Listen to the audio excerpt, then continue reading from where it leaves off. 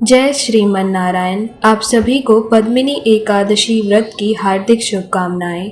पद्मिनी एकादशी पौराणिक कथा के अनुसार एक बार पांडु पुत्र युधिष्ठिर ने भगवान श्री कृष्ण से बड़े विनम्र भाव से पूछा, हे भगवान, कृपा कर आप मुझे अधिक मास के शुक्ल पक्ष की एकादशी के विषय में बताइए।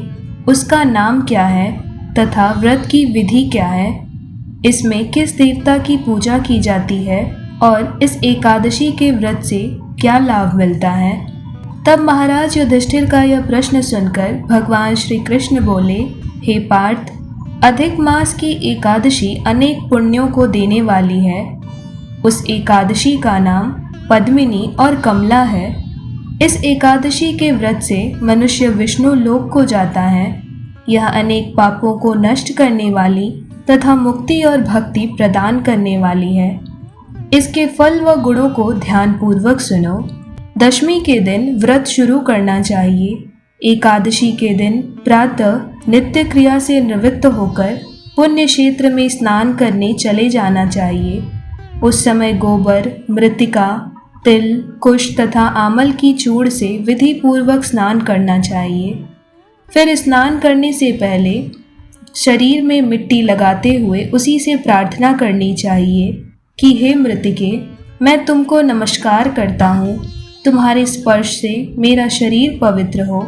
समस्त औषधियों से पैदा हुई और पृथ्वी को पवित्र करने वाली तुम मुझे शुद्ध करो।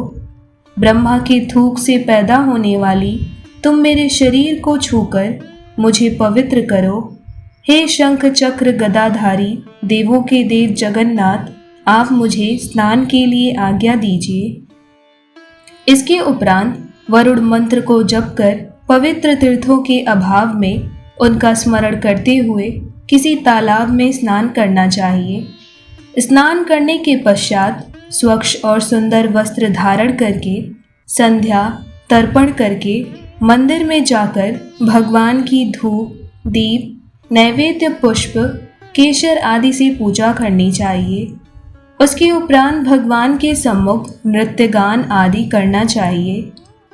भक्त जनों के साथ भगवान के सामने पुराण की कथा भी सुननी चाहिए। अधिक मास की शुक्ल पक्ष की पद्मिनी एकादशी का व्रत निर्जल ही करना चाहिए। परंतु यदि मनुष्य में निर्जल रहने की शक्ति न हो तो उसे जलपान या अल्पाहार से ही व्रत करना चाहिए।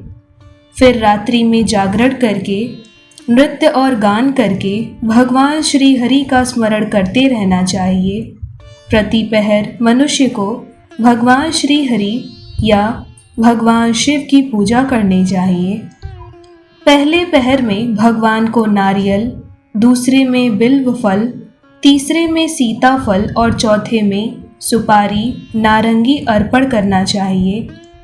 इससे पहले पहर में अग्नि होम का, दूसरे में वाजपेय यज्ञ का, तीसरे में अश्वमेध यज्ञ का और चौथे में राजसूय यज्ञ का फल मिलता है। इस पद्मिनी एकादशी व्रत से बढ़कर संसार में कोई यज्ञ, तप, दान या पुण्य नहीं है। इस एकादशी का व्रत करने वाले मनुष्य को समस्त तीर्थों और यज्ञों का फल स्वतः ही प्राप्त हो जाता है।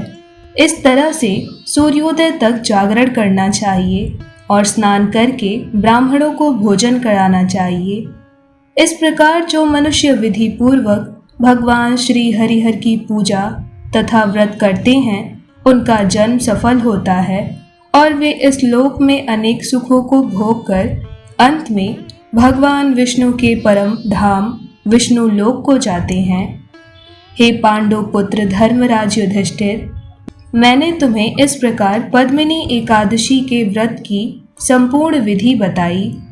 अब जो पद्मिनी एकादशी का भक्ति पूर्वक व्रत कर चुके हैं, मैं उनकी तुमसे कथा कहता हूँ।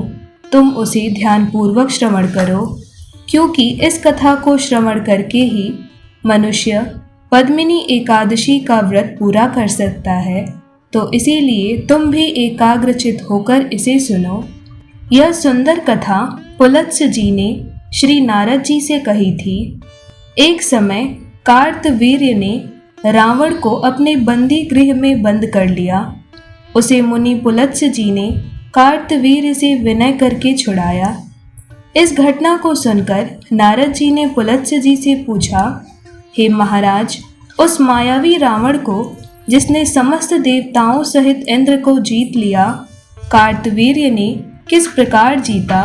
कृपा कर वो रहस्य आप मुझे समझाइए। इस प्रकार नारद जी का प्रश्न सुनकर पुलत्स्य जी बोले, हे नारद जी, पहले कृत्यवीर्य नाम का एक राजा राज्य करता था। उस राजा की 100 पत्नियां थीं, परंतु उन 100 पत्नियों में से किसी को भी राज्यभार संभालने वाला कोई भी योग्य पुत्र नहीं था। तब राजा ने आदरपूर्वक पंडितों को बुलवाया और पुत्र की प्राप्ति के लिए कई महान यज्ञ किए, परंतु सब असफल रहे। जिस प्रकार दुखी मनुष्य को भोग नीरस मालूम पड़ते हैं, उसी प्रकार उसको भी अपना राज्य पुत्र के बिना दुखमय प्रतीत होता था। अंत में वह तप के द्वारा ही सिद्धियों को प्राप्त जानकर तपस्या करने के लिए वन को चला गया।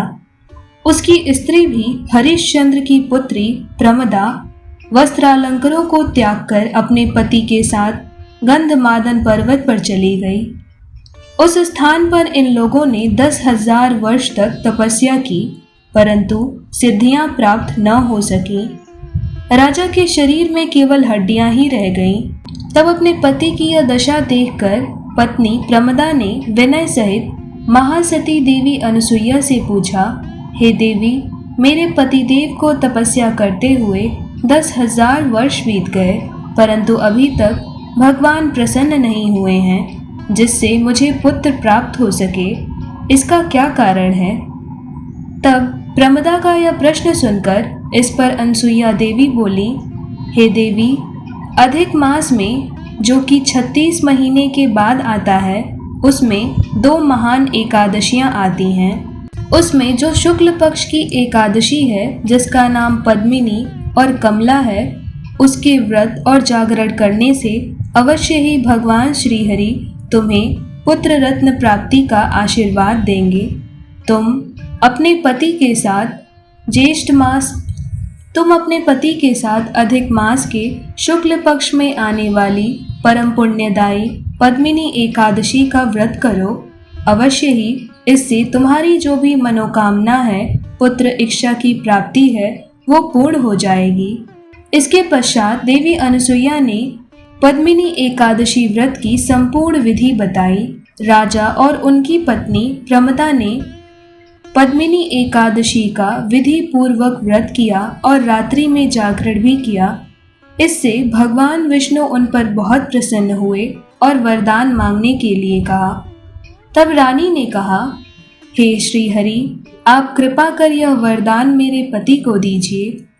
तब प्रमदा का यह वचन सुनकर भगवान विष्णु बोले, हे प्रमदे, अधिक मास मुझे अत्यंत प्रिय है, उसमें भी पद्मिनी एकादशी मुझे सबसे अधिक प्रिय है। इस एकादशी का व्रत तथा रात्रि जागरण कर तुमने पूरे विधि विधान से सभी नियमों का पालन किया है, इसीलिए मैं तुम पर अत्यंत प्रसन्न हूँ। इतना कहकर भगवान विष्णु राजा से बोले, हे राजेंद्र, तुम अपनी इच्छा के अनुसार वर मांगो, क्योंकि तुम्हारी स्त्री ने मुझे प्रसन्न किया है। तब भगवान श्रीहरि की मधुर वाणी सुनकर राजा बोले, हे भगवान, आप मुझे सबसे श्रेष्ठ, सबके द्वारा पूजित तथा आपके अतिरिक्त देव दानव मनुष्य आदि से अजेय उत्तम पुत्र दीजिए, यही मेरी कामना है।